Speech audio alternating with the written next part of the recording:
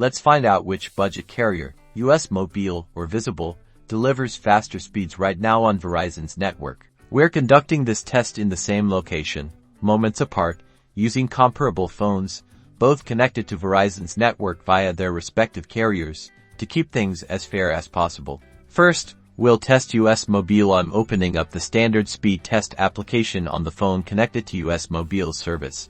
Now, let's initiate the test for US Mobile and watch as it measures the download speed first. The download measurement is underway. You can see the needle moving as it finds the peak speed available at this moment. Next, it switches over to measure the upload speed, which is crucial for things like posting images or image calls.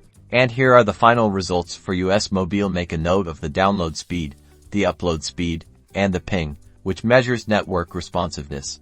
Alright, now switching over to the phone running on Visible, we're opening the exact same speed test application. Let's start the test for Visible and see how it compares running on the same core network infrastructure. The Visible download speed test is running now. We're looking to see how this compares directly to the US Mobile result we just saw. And now it's calculating the upload speed for the Visible connection in this location. The Visible test is finished. Here are its final numbers for download, upload, and ping time.